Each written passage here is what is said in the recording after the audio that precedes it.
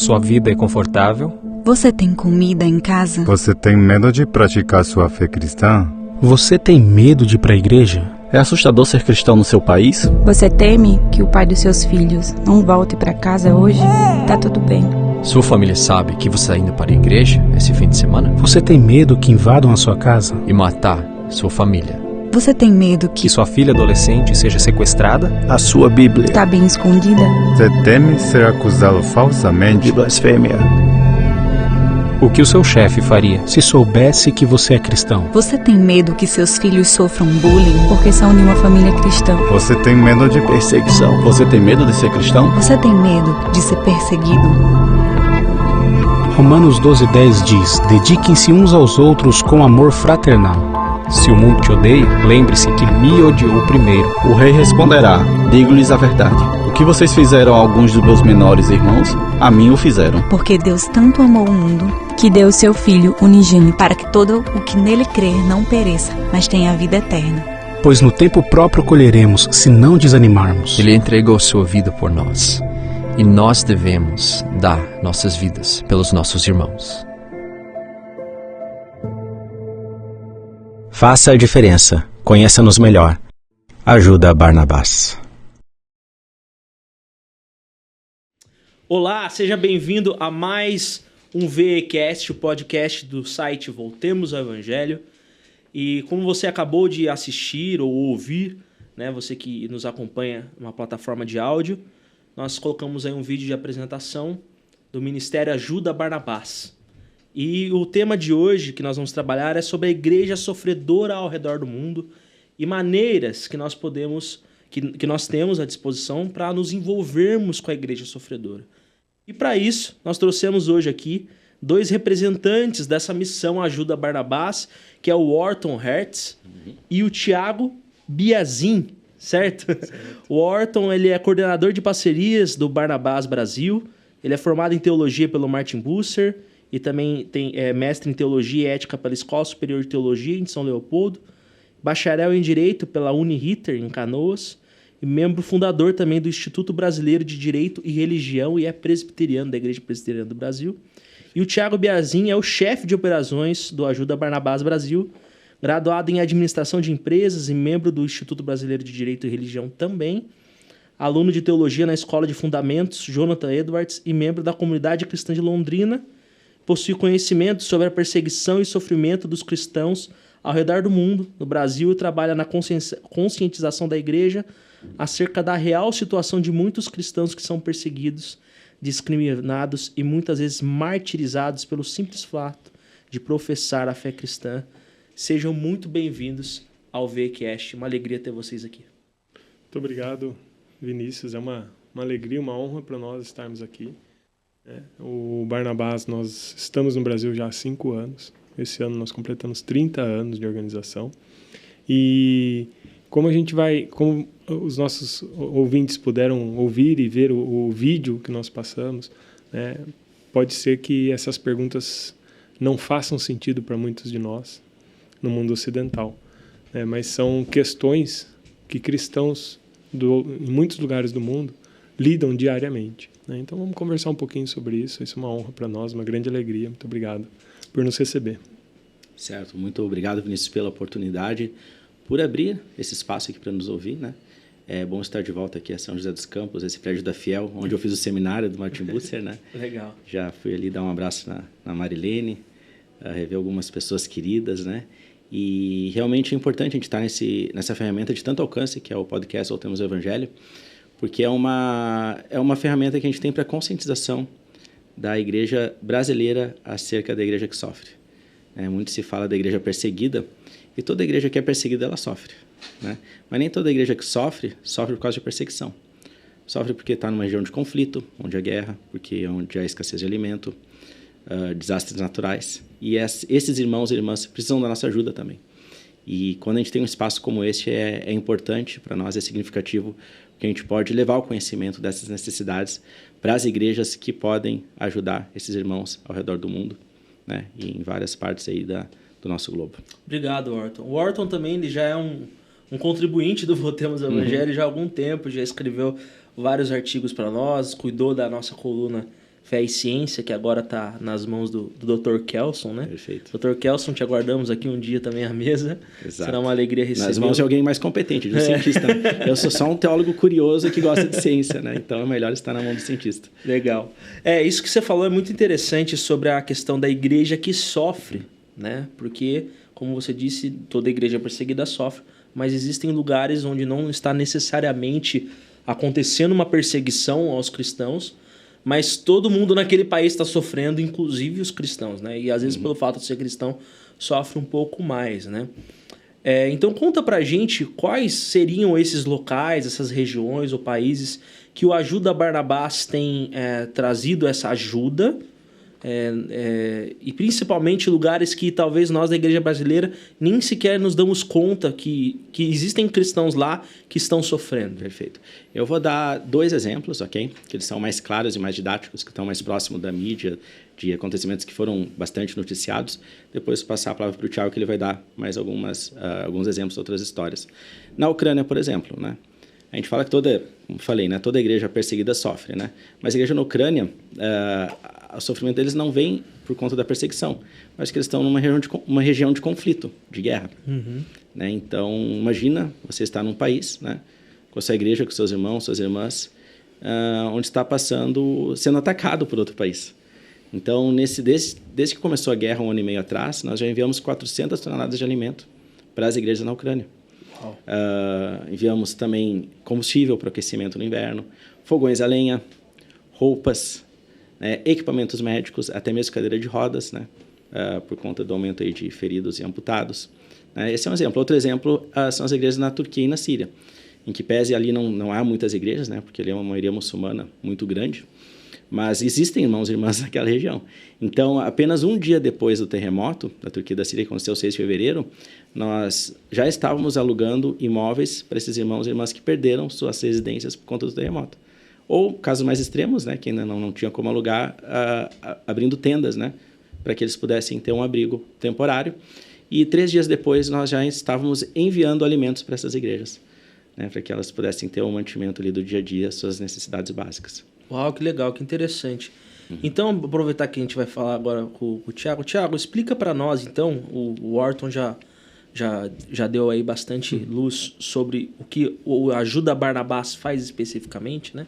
Mas conta para nós aí, de uma maneira geral, o que se trata o Ajuda Barnabás e como ele apoia, então, a igreja sofredora. O Barnabás, acho que a gente tem que esclarecer, é Barnabé em inglês. Né? Então, nós mantivemos o nome Barnabás para manter a identidade visual, né? Mas é o Barnabé, aquele que trabalha nos bastidores para ajudar a igreja. Então, o versículo que norteia o nosso trabalho é Gálatas 6:10. Né? Quando tivermos a oportunidade, façamos o bem a todos, especialmente aos da família da fé. Então, nós trabalhamos de cristãos, através de cristãos, para cristãos. Então, o nosso foco é fortalecer a igreja onde ela está inserida. E muitas vezes num contexto de perseguição, num contexto de discriminação. Né? Então, nós trabalhamos para que essas igrejas sejam fortalecidas, não só de maneira prática, mas também de maneira espiritual. Então, nós também fornecemos treinamento, capacitação para líderes. Nossa gama de projetos é muito grande. Né? Para você ter uma ideia, um ano normal nosso são em torno de 300 a 400 projetos que nós atuamos em 30 a 50 países. Né? Então, esse é um ano típico de trabalho nosso. Né? Então, o Orton citou a questão da Turquia e da Síria. Né? Na primeira semana foram distribuídas 2.700 cestas básicas lá, né? Para as pessoas que perderam tudo, né? Para os cristãos. Né? E muita coisa que não chega para nós aqui no mundo ocidental é que o presidente da Turquia, o Erdogan, que foi reeleito agora, né, ele já declarou abertamente o desejo dele de retomar o Império Otomano. Então, a catedral, a Sofia, a famosa catedral de Istambul, não é mais uma catedral, é uma mesquita. Né? E vale a pena lembrar que foi sobre o Império Otomano que houve o genocídio de cristãos armênios, assírios, siríacos e gregos, né, onde no século passado foram assassinados 3.750.000 cristãos sobre o Império Otomano. Então, é preocupante, né? Esse espaço... Quando a gente fala século passado, é 1900, né, gente? Exatamente. É próximo, não é? Exatamente. É então, longe. tem muita coisa que não chega para nós, né? Eu sempre cito um local chamado Alto Karabakh. Você já ouviu falar em Alto Karabakh? Não, nunca ouvi falar. Alto Karabakh, novamente, é um enclave armênio dentro do Azerbaijão. Então, Armênia, maioria cristã, Azerbaijão, maioria muçulmana.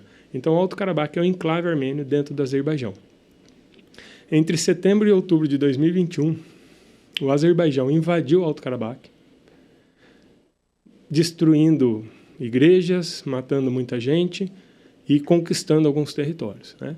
Essa invasão, os militares do Azerbaijão, eles foram apoiados por governos como a Turquia e por grupos militantes islâmicos. Para você ter uma ideia, eles chegaram a fazer, soldados do Azerbaijão fizeram numa praça, num dos territórios conquistados, eles fizeram um túnel com capacetes de soldado armênios como troféu de guerra. Tá? Nossa. Não bastasse isso, desde dezembro do ano passado, o Azerbaijão iniciou um bloqueio ao corredor de Lachin, que é o único meio terrestre de acesso entre a Armênia e Alto Karabakh. Então, desde dezembro do ano passado, dia 12 de dezembro do ano passado, eles estão sem ter acesso, sem poder receber medicamento, alimentos, roupas, combustível. Então, a gente tem relatos de pessoas morrendo na fila para pegar algum alimento. Mães dando à luz a nenês mortos por falta da desnutrição, por conta da desnutrição.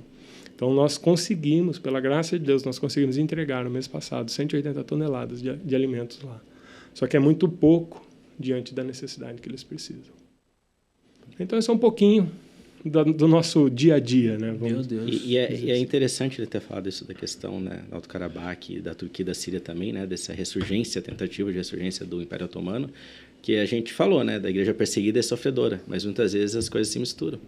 Uma igreja que já sofre por motivos de não ter acesso às necessidades básicas, ainda sofre perseguição, ainda por cima. Então, é um contexto que ele é muito complexo, né? Às vezes, para ser assim, definido em preto e branco, né? Tem escalas de cinza ali, né? Que tu vê que a igreja sofre, né? Pelos motivos variados e ainda tem que sofrer discriminação. Tem que lidar com a discriminação e com a perseguição, por causa da região que eles vivem, né? Uau, que interessante. Então, o Ajuda Barnabás não é uma agência missionária, então. Qual a diferença dela para uma agência missionária? Sim. O Ajuda Barnabás não envia missionários. Né? Nosso papel não é enviar missionários. Porém, o que a gente faz? A gente ajuda a igreja que está numa região difícil a permanecer lá. Porque a igreja local é a melhor missionária que existe, né? Sim. Os cristãos nativos são os melhores missionários que existem. Inclusive, os missionários, quando vão para um local, né, que não é de origem deles, eles têm que passar por um treinamento de aprender uma língua nova, de ter que se acostumar com a cultura. Sim. Eu lembro que quando eu fiz o seminário em Martibus, a gente teve algumas aulas com o Thiago Cavaco, né, lá de Portugal. E eu tive o prazer de almoçar com ele um dia e conversar bastante. Ele falou, olha, Portugal é um país que é carente do evangelho, né? Muito carente. Poucas igrejas evangélicas. E os missionários que vão para lá, né, de outros países, depois de 5 anos penando e não vendo muito resultado, eles cansam, né?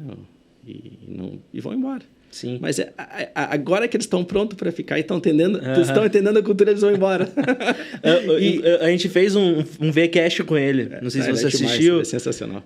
Mas nós gravamos lá em Água de Lindóia, né, na conferência de jovens. E ele fala realmente dessa dificuldade, né, das pessoas entenderem que elas não estão mais no Brasil ou no país de origem delas e entender que o trabalho é tudo na Europa, principalmente longo prazo. Para nós, para brasileiro, ainda é mais fácil que não tem que aprender a língua, né? Mas para americano, outro missionário é difícil, mais difícil ainda.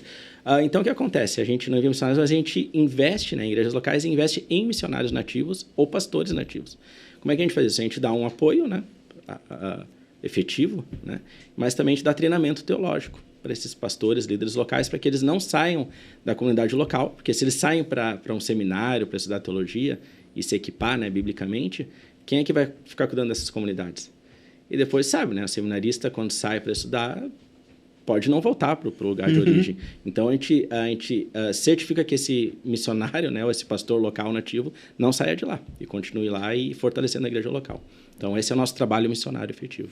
Que legal, interessante. Então, além de toda essa ajuda física... E prática, né? Vocês também ajudam capacitando a liderança local. Isso é por meio de uma plataforma online? É por correspondência? Como Deixa que é? o Thiago falar. Conta pra gente. Sim, como funciona esse nós programa? temos o braço acadêmico do Barnabás, né? Que é o Shepherds Academy, a Academia de Pastores, que é justamente uma plataforma online onde permite que esses pastores tenham esse treinamento. Mas é assim, o cara mora numa vila remota na África, não tem internet. Tudo bem, ele vai num centro, ele baixa todo o conteúdo do curso, ele faz o curso, depois ele faz o upload. Então, ele tem essa possibilidade. E isso são cursos de capacitação, tem cursos rápidos, tem um curso de teologia, então, para que esses pastores, esses líderes possam se capacitar com valores acessíveis, que caibam dentro do orçamento deles, com que eles possam. Além disso, nós temos o Centro de Oxford para Religião e Vida Pública, onde, através dele, nós oferecemos mestrado e doutorado, né? Tanto com parceria com a Universidade de Petrória e Stellenbosch, na África do Sul, onde nós temos essas duas formações também. Até o final desse ano, nós esperamos ter cerca de 400 alunos na Academia de Pastores. Uau, que interessante. Muito bom mesmo. Fala mais pra gente sobre essa ajuda que vocês dão para essas igrejas nesses lugares bem pobres mesmo, assim. Vocês têm alguma maneira de vocês ajudarem eles a não ficar dependentes? Eu acho que o povo, a igreja evangélica é uma igreja mais conservadora. Sim. Nós tivemos aqui a presença do reverendo Alderi, né, contando sobre a história da igreja evangélica. E ele falou que a igreja evangélica ela é mais conservadora e, às vezes, um pouco por conta desse conservadorismo, às vezes fica um pouco com o pé atrás com essa questão do assistencialismo, né? Mas como seria essa ajuda que vocês dão para essas igrejas, para esses locais, em relação a eles não ficarem dependentes dessa ajuda? A gente sabe que eles estão numa situação de emergência e precisam, de fato, receber aquela ajuda, aquele alimento, aquela cadeira de roda, aquele remédio. Mas como vocês ajudam eles num sentido de médio ou até mesmo de longo prazo? Nós temos uma preocupação muito grande para não criar uma dependência assistencial. Né? Então, nós temos projetos de pequenos negócios, projetos onde a gente capacita um jovem, ensina ele uma habilidade, dá um valor inicial para ele começar um pequeno negócio. Né? Nós fizemos agora a cerimônia de comemoração dos 30 anos do Barnabás e uma das diretoras, a Caroline, ela falou assim, existe o ditado, né? Você não dá o peixe, você ensina a pessoa a pescar. Mas se a pessoa já sabe pescar, a gente dá barco. Mas se eles já têm o barco, a gente dá a rede. Então foi isso que nós fizemos. No país da África, nós demos barcos para eles e redes para que eles pudessem pescar. Né? Então, assim, nós temos os projetos que trabalham nessa linha porque nós entendemos que é importante, que nós precisamos incentivar as igrejas a se tornarem autossuficientes. Não só as igrejas, como os cristãos também. Para que eles possam se sustentar, para que eles possam sustentar as suas famílias. Né? Nós temos alguns projetos no Paquistão, né? E o Paquistão ele tem os trabalhadores de olaria. Né? Então, são pessoas que são mal remuneradas, são pessoas marginalizadas. Né? E no momento de crise familiar, essa pessoa ela tem que fazer um empréstimo com o dono da olaria. Né? E ele acaba se tornando um escravo desse empréstimo. Essa pessoa se vende praticamente. E assim, interessante que assim, às vezes o cara sofreu um acidente, precisou ficar 15 dias sem trabalhar, ou a esposa ficou doente, ele precisou pagar por tratamento médico. Né? Não é assim, comprei um celular, tive que pegar dinheiro. Não, são casos assim que a pessoa realmente precisou, não foi por um capricho. Extremos. Exatamente. E então, Semanalmente é descontado um valor do salário dele, que é os juros. Então, a dívida em si ele nunca paga. Então, eles ficam realmente escravos. E tem casos, né? Eu estive no Paquistão ano passado, e eu perguntava para eles assim, como você adquiriu essa dívida? Muitos deles falavam, eu herdei do meu pai. Então, a dívida passa de geração para geração. Nossa. Então, nós temos um projeto que nós pagamos as dívidas dessas pessoas. Só que também nós ajudamos eles com um pequeno negócio. Uhum. Então, assim, eles continuam trabalhando na olaria, que o trabalho da olaria é das 4 da manhã a 1 da tarde. Então, nós às vezes montamos uma mercearia na frente da casa dele, damos a ele uma moto para ele fazer entrega, uma carroça, enfim, são vários projetos, vários pequenos negócios que a gente possibilita para eles complementarem a renda. Então, para que ele não dependa disso, né? E também nós fornecemos escolas para os seus filhos, né? Então, tem todo um contexto para quê? A criança, num contexto desse, ela tendo a possibilidade de estudar, você quebra o ciclo geracional da pobreza, né? Então, você dando a oportunidade para ela ser educada, né, receber uma educação, ser alfabetizada, ela vai quebrar aquele ciclo, ela não vai precisar trabalhar na olaria, ela vai poder trabalhar, ter condição de sonhar com um trabalho melhor e ter uma condição de vida melhor. Então, a gente trabalha dessa forma também. Que legal, que interessante. Você puxou aí sobre as crianças. Eu estava vendo aqui no material de vocês, muito bonito o material, muito bem feito, que vocês também dão apoio a escolas cristãs nessas regiões, né? Conta pra gente como que é esse projeto de vocês na área educacional também. Nós, como organização, nós mantemos 140 escolas. Uau! Dessas 140 escolas, muitas delas são no Paquistão. Eu tive a possibilidade de visitar algumas delas. O ano passado, nós construímos 10 escolas no Paquistão. Escolas simples, são 3 salas, um banheiro, um pátio, mas que possibilita essas crianças terem um ensino cristão e um ensino de qualidade, né? E o legal é que, assim, a gente não faz ideia dessa realidade, né? E uma coisa que eu gosto de frisar bastante é que o custo de uma mensalidade, por exemplo, de uma criança numa escola dessa, para os filhos de trabalhadores de olaria, é R$10. Então, com R$10 a gente consegue manter uma criança na escola. Com R$10 a gente consegue quebrar o ciclo da pobreza.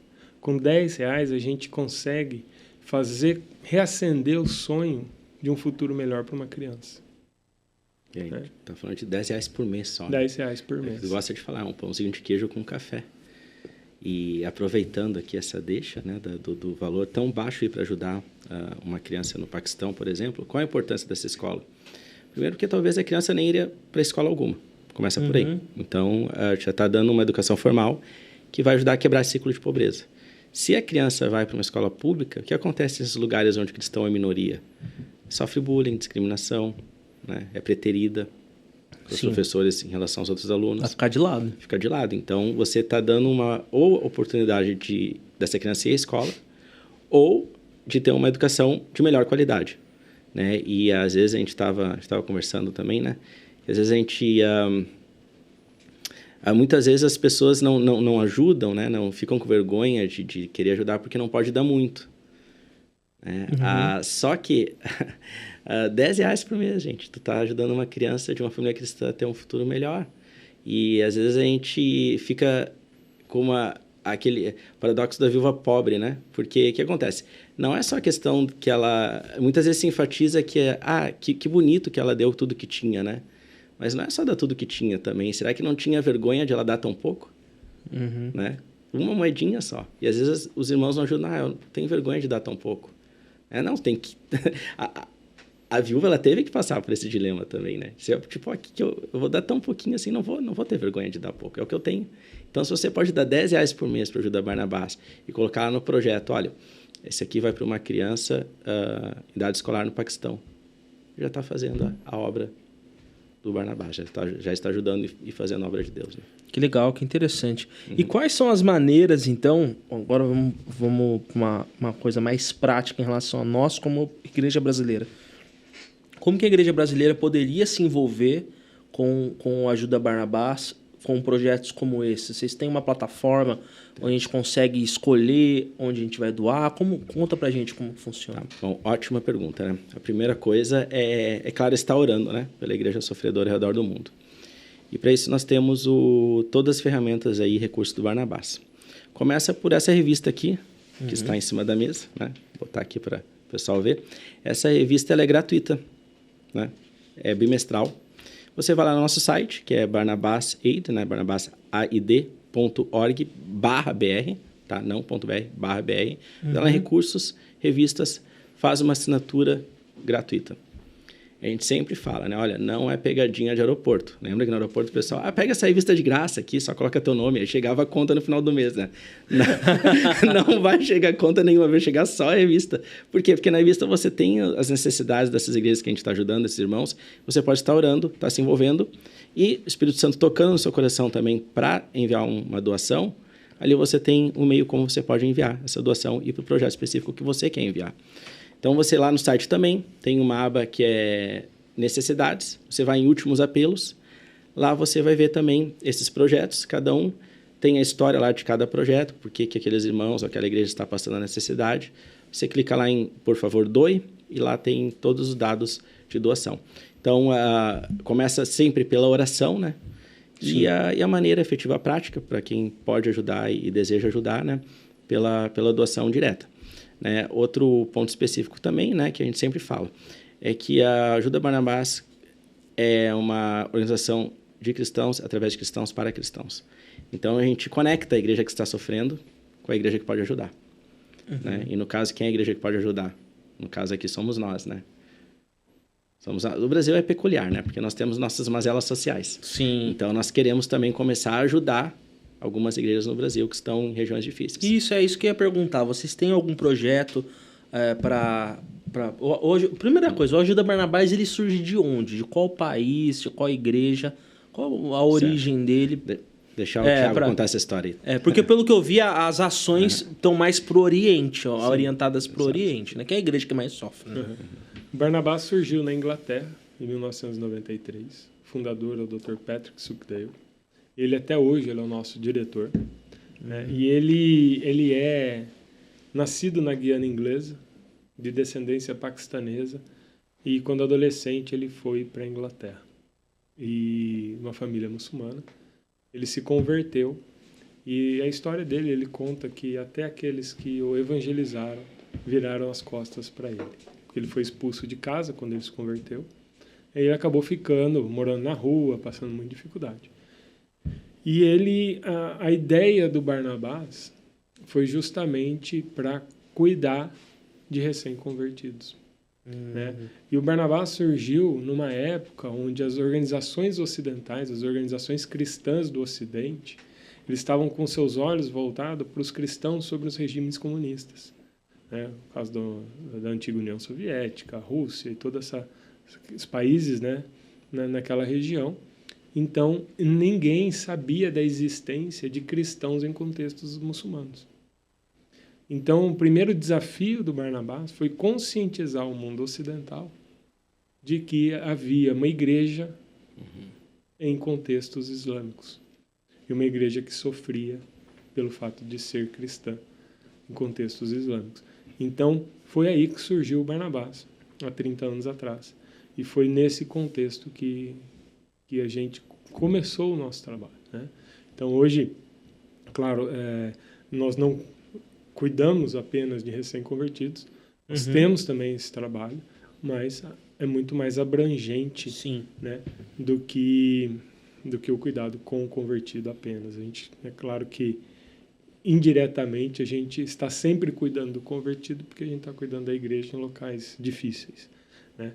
Mas a gente tem esse coração voltado para aquelas pessoas que aceitaram a Cristo. E a partir do momento que eles tomaram essa decisão, eles morreram para o antigo ano, porque a vida deles mudou drasticamente. Eles perderam tudo que eles tinham, eles foram expulsos de casa, eles perderam emprego, a vida que eles tinham realmente não existe mais. Sim. Se pensar no nosso contexto brasileiro, isso ocorre em algum nível? Se você é de uma família, né, de uma catolicismo muito forte, por exemplo. Se isso já acontece aqui, Sabe que imagine lá. a gente estava compartilhando essa história, né, com um irmão que é pastor, e ele falou que quando o avô dele veio para Cristo, ele foi expulso de casa também, assim, jovem, né? Porque a família era muito católica. Mas no caso, né, os irmãos que evangelizaram esse senhor hoje, né, essas pessoas o ajudaram. Né? Quando a gente contou a história do Patrick Sudale, né, ele falou, não, meu avô passou pela mesma situação, por ser de família católica, mas a igreja ajudou ele. Então, é claro, o Patrick teve essa história triste, né? Que depois Deus reverteu para o bem, né? Porque ele superou toda a situação e pensou, olha, eu vou ajudar pessoas que passaram por mesmo. Eu não quero que outras pessoas sofram como eu sofri. Como eu sofri por conta da fé. Interessante. E agora, com o trabalho de vocês dois, né, representando essa missão, os olhos dessa missão estão olhando agora um pouco mais para o Brasil. Vocês têm algum tipo de projeto para cá, pensando em alguma coisa para cá? Sim, nós temos pensado muito, né? Como o Barnabás também pode ser relevante para a igreja brasileira. Nós estamos com um projeto piloto de alfabetização de adultos, né, no Nordeste. Então, a gente está começando. Tem algumas outras coisas em mente, né, que a gente está aí orando, estamos nos organizando para colocar também em prática. Né? Então, tanto de envio de alimentos, quanto de ajuda mais prática também. Então, a gente porque nós entendemos que quando a gente abre um escritório num país, a gente de alguma forma quer fazer diferença naquele país também. Né? E o Brasil tem essa peculiaridade, né? Porque é um país que tem recursos, né? Tem riqueza para poder ajudar igrejas que sofrem em outros países, mas também nós temos nossas mazelas sociais e que a gente tem que estar olhando também para as igrejas que estão nas regiões mais pobres do país que precisam de ajuda. Então, início desse ano, a igreja na Alemanha arrecadou alimentos e enviou aqui para uma comunidade carente do Distrito Federal, de Brasília. Né? E fez isso através de uma organização cristã. Olha que vergonha, né, cara? Para uma igreja exatamente mais próximo do Planalto. Mas entende? Tipo, a igreja da Alemanha fez essa ação e mandou para cá, através do Barnabás. Que bênção, né? É um misto, né? De alegria e de tristeza, Agora a gente está com esse projeto, né, que o Thiago comentou, que é através das igrejas locais, né, no Nordeste e talvez no Norte também do país, para atender cristãos que ainda são analfabetos, né? Para quê? Porque quebra esse ciclo de pobreza, né? Porque uma família onde só tem analfabetos não vai conseguir melhorar a renda, melhorar a qualidade de vida, né? Então, nossa ideia é partir desse ponto e depois, com certeza, outros projetos aí vão aparecer, né? Então, é importante saber que a gente está atento também às necessidades do Brasil, né? Das igrejas que estão em regiões difíceis no Brasil e a gente quer alcançá-las também. Que legal, que bênção. Uma coisa que a gente tenta fazer o pessoal de casa saber, né? A gente tenta fazer um pré-podcast com o convidado antes para se inteirar do assunto. E algo que eles me falaram que eu achei muito interessante, que eu queria que eles trouxessem para a mesa aqui, para vocês ouvirem, é sobre como é gerido esses recursos, né? O brasileiro também tem um pé atrás, né? Com esse negócio de corrupção. Pô, será que eu vou dar o dinheiro? O dinheiro vai chegar, né, na doação que eu estou orientando? Conta pra gente como que é o histórico do Ajuda Barnabás em relação à administração e efetividade, né, da aplicação do recurso. Sim, a gente tem essa preocupação, né? É algo assim que, para você ter uma ideia, o Dr. Patrick, ele é o diretor, ele é o fundador e ele não tem salário. Nossa. Ele não recebe um centavo do Barnabás, né? Então, ele é o nosso um exemplo para nós, né? E em 2019, o Barnabás ele foi considerado por uma publicação inglesa chamada Revisão Parlamentar como a organização de caridade mais confiável da Inglaterra, né? E nós buscamos sempre, nós entendemos que nós seremos cobrados daquilo que nos é confiado, né? O que chega até a nossa mão não é nosso, é um recurso que Deus nos confiou para ajudar os seus filhos. E nós gerimos isso de maneira que a nossa preocupação é sempre fazer o máximo com o mínimo. né? Então, nós trabalhamos com um custo operacional de 12%. Né? Isso significa que a cada R$1 que a gente recebe, ou $1, 88 centavos chega efetivamente a quem precisa. Uau. Né? Se a doação ela é feita exclusiva para um projeto, por exemplo, o Orton citou a questão das escolas, né? Os R$10. Se a pessoa doa R$10 e discrimina lá, ou no Pix, ou na transferência, escolas, né, ou crianças em idade escolar, os R$10 que essa pessoa doou serão revertidos para o projeto. Nada será deduzido.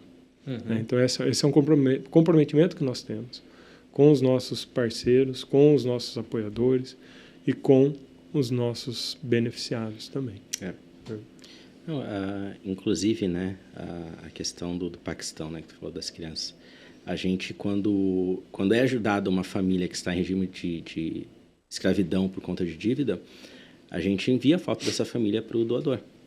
Né? A média de dívida deles é entre R$1.800. Tá? 2.000 por ali. Mas, eu queria ajudar uma família, mas eu não tenho R$1.800, eu tenho 100, tenho 50. O problema fala, esses R$50 vão para uma família em regime de escravidão no Paquistão, de olaria. Esse valor vai ser revertido com outras doações de menor valor para libertar aquela família e a gente vai enviar um e-mail para o doador, se ele pedir, né? Com a foto da família e o histórico da família. E se quiser continuar dando acompanhamento, a gente continua falando depois que... Sim. Todo um sistema de prestação de conta. E, inclusive, todas as fotos que você vê no material do Barnabás, revista, site, etc., é tudo foto nossa. Tu não vai achar no Google. não é foto assim que a gente achou, que legal, essa foto tem a ver com a nossa causa. Não, é foto ou de parceiro ou não pegou no Subsplash, nem no iStock. No Getty Image, né? Não tem nada disso, não. Ou um parceiro nosso que tirou a foto e mandou hoje, ou um funcionário nosso que foi lá e tirou a foto, né? Realmente a gente tem esse rastro de confiabilidade e de prestação de contas, né? E eu estive, né? Eu estive no Paquistão, eu tive a possibilidade de conhecer muitos projetos, né? E foi uma viagem assim muito impactante para mim, porque eu comecei no Barnabás fazendo a tradução, então eu que traduzia as revistas, os artigos, né? Então eu sempre tive contato direto com as histórias, né? E eu indo para lá, tendo a possibilidade de conhecer os projetos, de conhecer essas pessoas, foi como se essas histórias ganhassem vida, né? Essas palavras ganhassem uma voz, um rosto, né? Então foi muito e ver as experiências, né? Eu fui, é claro, não fui simplesmente eu fui para conhecer, não. Eu fui porque nós estávamos trabalhando com famílias de cristãos afegãos. Nós trouxemos 26 famílias, 118 pessoas cristãs afegãos que fugiram do Afeganistão e nós realocamos essas pessoas no Brasil. Então eu fui para ver toda a questão de embaixada, de visto, né? Essa questão burocrática para o visto dessas famílias. E uma vez que eu estava lá, a gente aproveitou para eu conhecer os projetos. E uma visita que me marcou muito foi um trabalhador de olaria numa vila perto de Multan, no sul do Paquistão, onde a vila é uma vila muito pobre, né? Não tem asfalto, o esgoto passa pela rua e a gente estava chegando nessa casa, né? Essa família, a gente pagou a dívida dele e nós montamos uma mercearia na frente da casa dele. Então a gente estava chegando lá e o esgoto passando na frente da casa, né? E na rua, assim, no muro da frente da casa dele, tinha um espelho pendurado, uma bancadinha, uma banqueta, um rapaz sentado na banqueta e um jovem, dos 16, 17 anos, cortando o cabelo de um cara. Ali, do lado do esgoto, era a barbearia do filho do cara. Então ele estava ali cortando e tal. A casa não tem chão, piso, né? É chão batido. E é um terreno comprido. Então, na lateral, assim, tem um banheiro, né? A pia, que é a pia do banheiro e da cozinha, ali é céu aberto. A cozinha ali é céu aberto. No fundo do terreno tem um cômodo. Eu não sei se tem divisória ou não, mas é onde todo mundo dorme. E na frente da casa tem a mercearia. Então, a gente chegou lá, as paredes cheias de furinho, bem precário mesmo, né? O local. Aquela piso de chão batido, né? E aquele senhor contando a história dele, né? Contando que ele tinha uma dívida, que a dívida dele foi paga, e contando como era a vida dele antes, né? A dificuldade que ele passava, né? A questão de ter a dívida, o peso de você ter a dívida, o peso de você saber que você não vai conseguir pagar essa dívida porque é descontado um valor semanalmente do seu salário, que é os juros, né? E daí ele contou que ele teve a dívida paga. Daí ele vira e fala assim: agora nós temos uma boa vida. Uma pessoa que está extremamente grata, porque ele tem um prato de comida hoje. Sim. Amanhã, se ele não... a cultura da mão para a boca, né? Amanhã, se ele não trabalhar, ele não come. Uhum.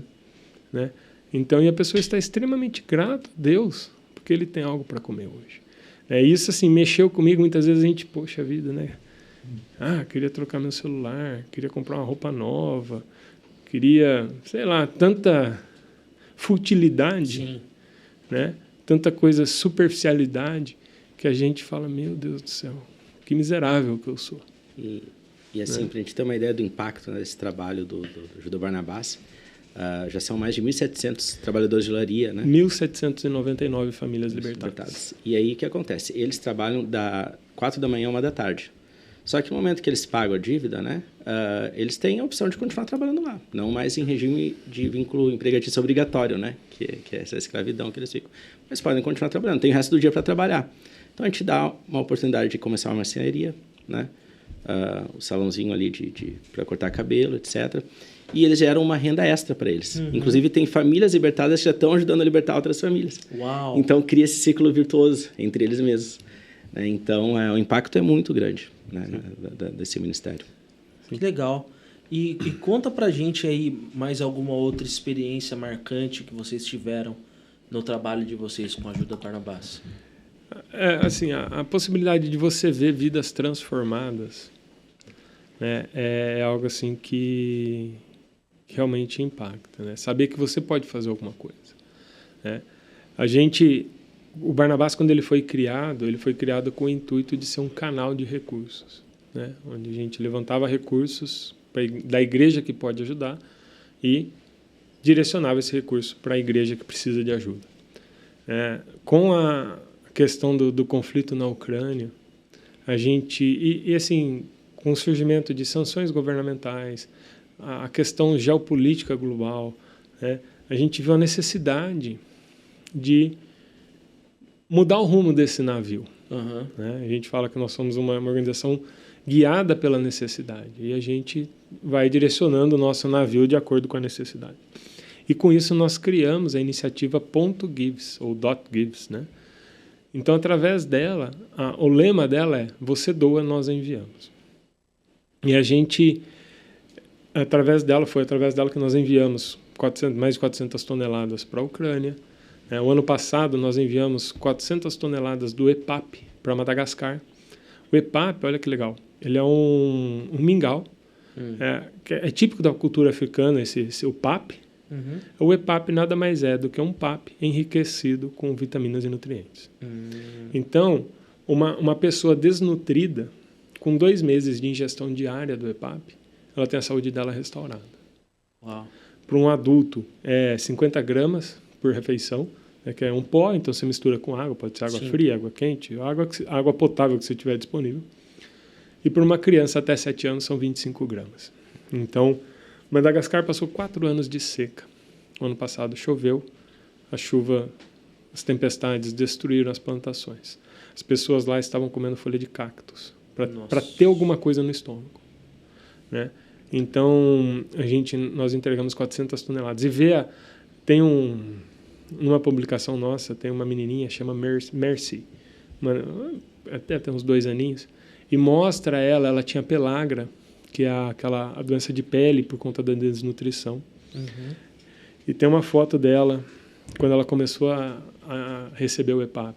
E 2 meses depois, a pele dela, você vê, é outra criança. Outra pessoa. Né?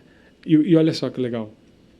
Um pacotinho com 500 gramas, que dá para um adulto, para 10 dias. Para uma criança, dá para 20 dias, custa R$ 7,50. Então, com 75 centavos, você pode alimentar um adulto por dia. né? Então, são 6 saquinhos para restaurar a saúde de um adulto, né? São menos de R$50. Você serve alimentos por 2 meses para um adulto. Porque como essas economias elas são muito ruins desses países, né? Sim. A gente acha que a nossa moeda é desvalorizada. Exatamente. Em relação ao dólar e ao euro né?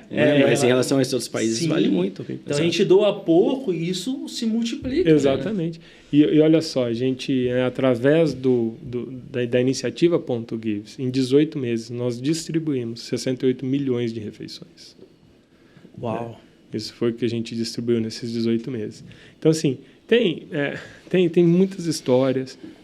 Tem uma história que me marcou muito também, é de uma afegã, que ela, quando ela era criança, o pai dela, para levar a família em busca de um futuro melhor, ele vendeu, ele pegou em dinheiro emprestado para levar a família para o Irã. E como forma de pagamento, ele deu a filha em casamento. Ele pegou dinheiro emprestado de um primo mais velho do que ele, só que a filha dele tinha 9 anos. Ele entregou essa menina em casamento para um cara com mais de 50 anos. A menina tinha 9 anos. Com 12 anos, ela teve a primeira filha dela. Nossa. Depois ela teve mais 3 filhos. Mas sempre foi um relacionamento muito abusivo, ela apanhava muito, sempre, né, muito violento. O ponto alto dessa violência foi quando ele jogou ácido nela. O ácido pegou no rosto, ela não tem um olho por causa disso. Ele foi preso por conta desse ataque, né? E eles eram uma família muçulmana. E ela foi ajudada, foi assistida por um casal de missionários sul-coreanos, que levaram ela para a Coreia do Sul, arrumaram, né, cirurgias e ela se converteu, ela e os filhos se converteram nesse processo. Ela voltou para o Afeganistão. Quando o Talibã assumiu o poder do Afeganistão, no testemunho dela, ela fala assim: eu não tinha medo do Talibã, mas quando eu ouvi falar que eles iam soltar todos os detentos, eu lembrei do meu marido jurando que o dia que ele fosse solto, ele voltaria para matar todo mundo. Então foi quando ela, os filhos, 2 irmãos e a mãe fugiram para o Paquistão. E hoje eles estão morando no Brasil. Eles foram realocados no Brasil. Então, assim, é uma história que marcou muito, uma história que a gente, assim, mexeu muito com a gente. Eles moram hoje, foram ajudados por uma igreja. E a história delas está no nosso aplicativo. Nós temos um aplicativo de streaming que chama Barnabas Plus. Barnabas e o sinalzinho de mais. Pode ser baixado tanto para Android quanto para iPhone.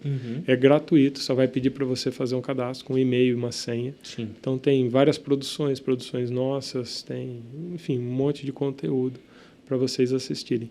Então, assim, essa é uma história que impactou bastante, que chamou muita atenção também, porque ela é uma pessoa extremamente amorosa. E quando nós perguntamos para ela, né, como é que você se sente sabendo que na glória você vai ter um rosto novo? Ela falou assim: é interessante você fazer essa pergunta, porque hoje a minha preocupação maior é chegar diante de Deus e ser reconhecida como filha dele. A beleza para mim não importa mais. Né? Então, eu falo, meu Deus. Você pode baixar esse aplicativo Barnabas Plus no App Store, no Play Store. É um streaming, né? E lá tem um documentário sobre a vida dessa irmã, que está em Belo Horizonte hoje. Vamos gastar nosso tempo aí com um entretenimento que edifica, né? O documentário dela é Where's My Face? Então, bem sugestivo, né? Você vai lembrar de assistir. Que legal. Uma dúvida que eu estou também as igrejas podem ajudar ou ajudar Barnabas diretamente? Certeza. Ou é mais realmente pessoa física direta? A ajuda ela pode ser individual, né? Cristãos, indivíduos, ou também institucional. Então, as igrejas podem se tornar parceiras. Inclusive, as igrejas que receberam os afegãos aqui no Brasil se tornaram parceiras nossas, né? Porque eles receberam e deram todo o acolhimento, às vezes dividindo o custo com o Barnabas, às vezes pagando todo o custo, mas é uma parceria. Como é que a igreja pode se tornar parceira institucionalmente, né? Mas o caminho mais fácil pela doação. Então, você pode olhar lá no nosso site, né? Os projetos que quer ajudar, quer se envolver,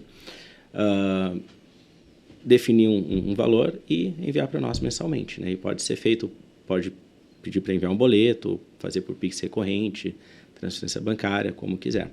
Tem como fazer no cartão de crédito também? Não, por enquanto nós estamos fazendo para evitar os custos, né, de operação do cartão de crédito. Exatamente. Tá? Mas tem o Pix recorrente. Tem Pix recorrente, ajuda, que vai de 2 meses a 12 meses, né? Então é bem facilitado. Legal.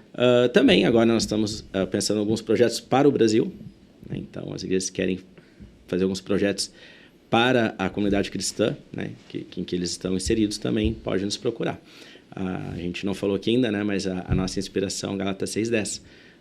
Portanto, enquanto tiveres a oportunidade, façamos o bem a todos, principalmente aos da família da fé. Então, o nosso trabalho é para ajudar a igreja que sofre, né? Os cristãos que estão em alguma situação de dificuldade. E são as igrejas que fazem esse trabalho, né? São os cristãos que fazem, que põem a mão na massa. Nós somos apenas o bom samaritano, né?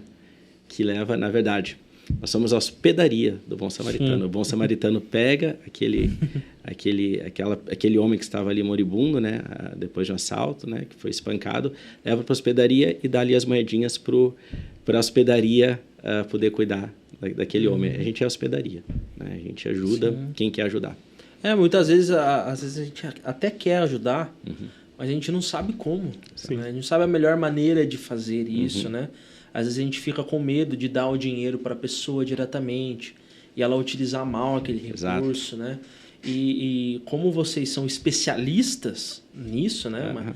Uma instituição que já tem um know-how, já tem muitos anos de... Vocês vão saber administrar esse recurso melhor do que ninguém, né? Exato.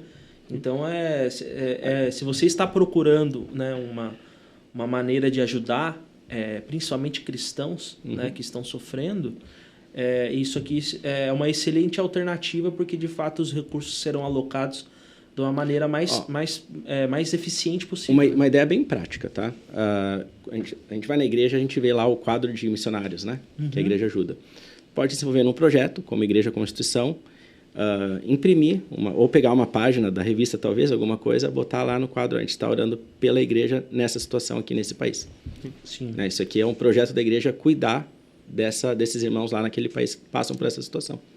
Em vez de ter falta de um missionário, né, que, claro, vai continuar fazendo, né? Sim. Mas coloca também uma visualização para a igreja poder orar sobre aquilo. Outra coisa também, nós estamos fazendo conferências, né, ao redor do Brasil sobre a igreja sofredora e a perseguição educada. Por que perseguição educada? Porque é a realidade que nós estamos sofrendo no Ocidente.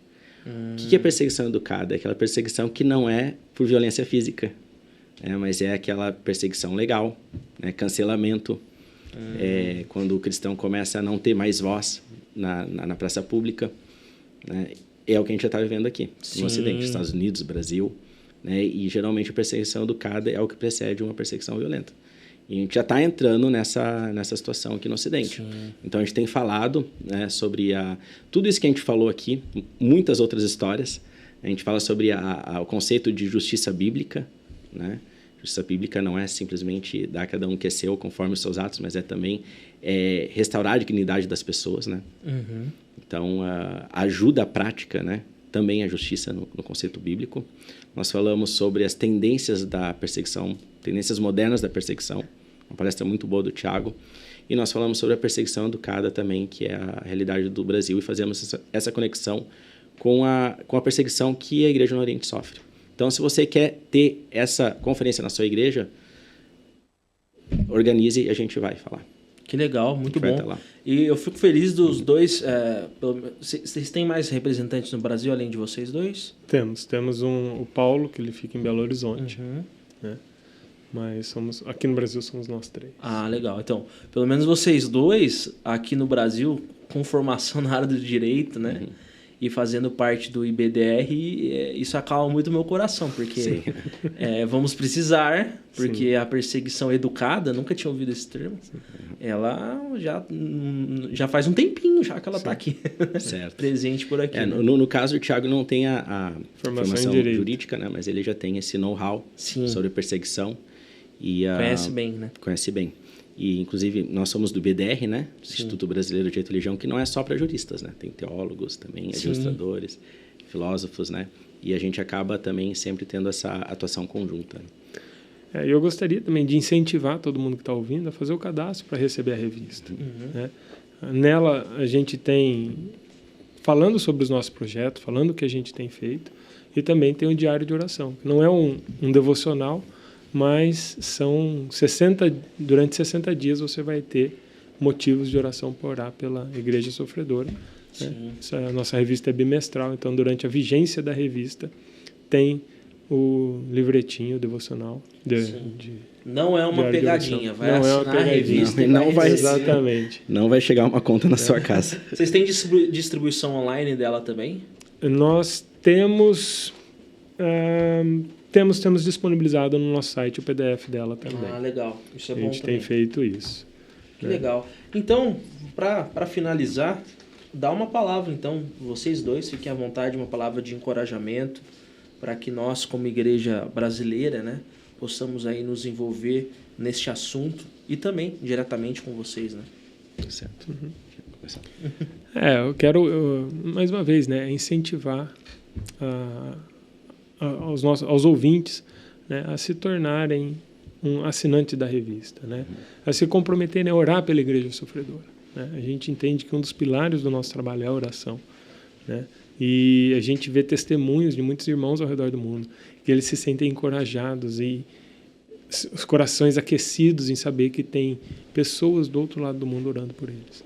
Né? Então, ore, crie um grupo de oração na tua igreja, use o nosso material, nós temos um monte de material com motivos para oração, que vai te dar ferramentas para orar pela Igreja Sofredora. Então nós incentivamos, realmente, eu incentivo cada um de vocês que estão ouvindo a orar pela Igreja Sofredora, a se envolver, conhecer um pouquinho mais do trabalho e também ser uma voz para eles, falar para os seus amigos, falar para as pessoas que você conhece das causas da Igreja Sofredora, dos seus relatos, do que eles têm passado. Esse é um incentivo que eu dou e falo, né? Quero incentivar todo mundo mesmo a se envolver com essa causa. Legal, muito bom. Morton? Já falou tão bonito que eu vou só complementar. Ore, informe-se, envolva-se. Exato. Que legal. Muito obrigado. Eu confesso que eu fiquei até assim constrangido, né? Tava falando com eles antes do podcast, porque eu sou um daqueles que é tão envolvido com a sua própria paróquia que às vezes a gente não consegue pensar, né, que existe um reino. Né? A igreja local é uma expressão do reino, né? Mas existe igreja por todo mundo e irmãos nossos que estão sofrendo. Né? A nossa realidade a gente tá começando a passar por dificuldades no Ocidente, mas é muito diferente. Sim. Né? A gente falou aqui das necessidades, de tantas maneiras, da perseguição. E aqui nesse livreto de 30 anos tem a história de um pastor que ele falou: eu orei 64 anos e 13 meses por uma Bíblia. Que no país dele não chegava a Bíblia na língua dele. Meu Deus. Completa. Um pastor. Então ele tinha que pastorear como? Memorizando, com alguns trechos que ele tinha impresso. Porque 5 vezes que ele conseguiu sair do país para voltar com uma Bíblia, os guardas na fronteira queimaram, jogaram no rio. E aí, claro, aqui não fala qual local, né? Se é um lugar difícil, a gente é discreto, né? Nem o nome dele tem, na verdade. Mas a gente conseguiu levar Bíblias na língua para aquela vila lá onde ele está, aquela comunidade, e ele foi um dos que recebeu e agradeceu, né? 64 anos e 3 meses orando por uma Bíblia. Então, a nossa realidade é muito mais privilegiada do que cristãos ao redor do mundo. E o que a gente pode fazer realmente é conhecer e orar por esses irmãos.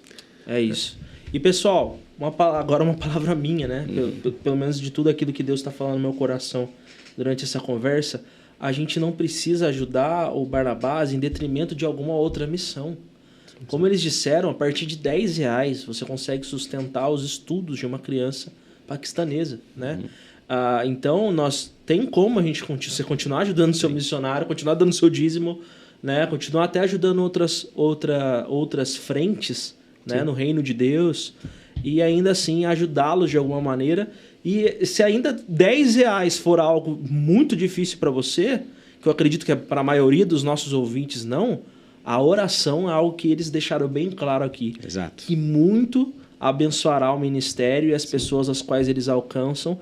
E assinando a revista, você terá auxílio até nisso para orar, porque aqui tem uma... Você vai saber como orar, né? Sobre o que orar especificamente. Sobre o que especificamente orar. Na revista tem esse diário de oração, né? Não um diário devocional, é de oração. De oração, exatamente. Então, e tem também as nossas mídias, né? Instagram, Facebook, Twitter. Ajuda Barnabás. Segue a gente lá, a gente está sempre postando bastante coisa, bastante informação. Então, por falta de informação, não vai ser que você vai deixar de orar. Legal, da hora. Tiago, Wharton, muitíssimo obrigado e que Deus abençoe a vida de vocês, o ministério de vocês, a família de vocês e o Ajuda Barnabás nessas ações, nessas frentes tão importantes que têm trazido alívio, trazido vida, né, na vida desses nossos irmãos que tanto estão sofrendo. Muitíssimo obrigado, que Deus abençoe a vida e o ministério de vocês. Nós agradecemos e que Deus também continue abençoando e usando o ministério de vocês aqui no Voltemos ao Evangelho. Legal.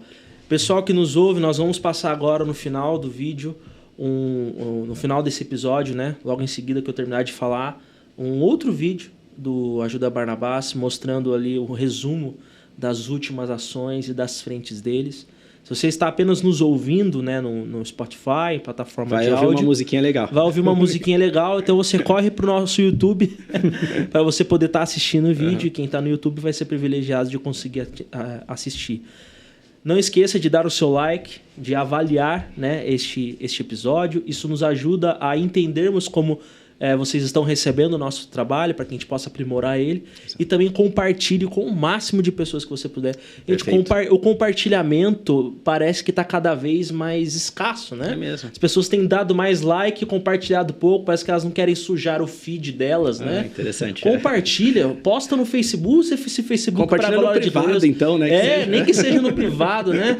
Faz o story de alguma postagem deles, do Instagram deles, né? Compartilha mesmo, dê publicidade a coisas boas, né? Utilize as redes sociais para a glória de Deus. E muito obrigado por ter nos acompanhado até aqui. Então fique com esse vídeo do Ajuda Barnabás. Mais uma vez, muito obrigado. Que Deus abençoe a vida de todos vocês. Obrigado. Tchau, tchau.